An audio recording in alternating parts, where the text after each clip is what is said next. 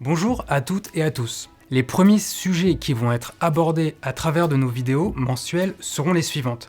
L'épargne salariale, l'épargne retraite, la participation et l'intéressement. Surtout, ne vous laissez pas impressionner par ces termes qui peuvent sembler complexes et obscurs de prime abord. Le but de cette vidéo n'est en aucun cas de rentrer dans la technique pure de ces outils, mais plutôt de vous expliquer à quel point ils peuvent vous être très favorables, notamment en termes d'optimisation et fiscale et sociale.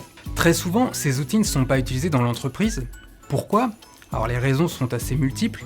Parfois le chef d'entreprise ne les connaît tout simplement pas.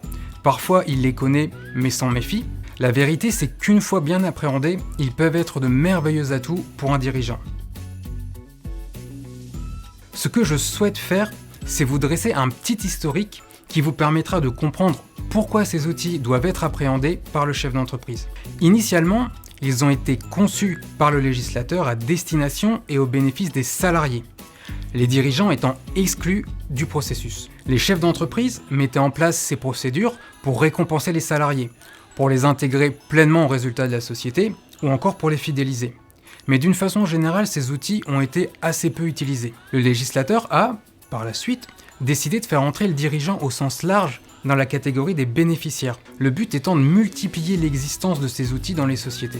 Actuellement, en tant que dirigeant, si vous utilisez ces processus au sein de votre structure, vous pouvez non seulement récompenser et fidéliser vos salariés, mais vous pouvez aussi en bénéficier directement vous-même. Pour faire simple, vous pouvez transférer de la trésorerie appartenant à votre société dans votre patrimoine personnel, sans charge sociale et sans fiscalité.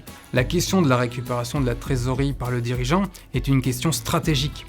Les charges sociales et la fiscalité sont souvent une barrière. Ici, ces outils peuvent être une solution très intéressante pour vous.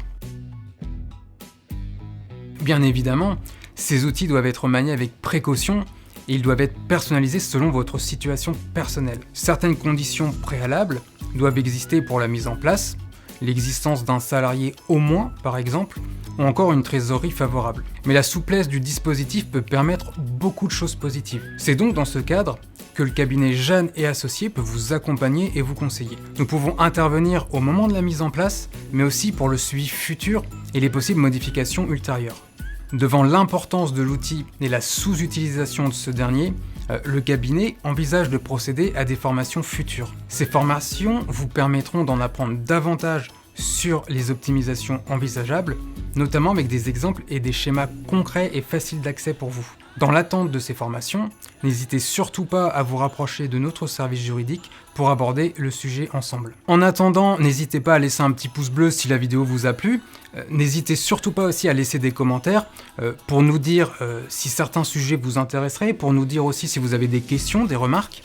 Et puis abonnez-vous surtout pour connaître l'avenir de la chaîne, les prochaines vidéos et bien vous tenir au courant de toute l'actualité. En attendant, je vous remercie pour l'écoute consacrée à cette vidéo et je vous souhaite une bonne journée.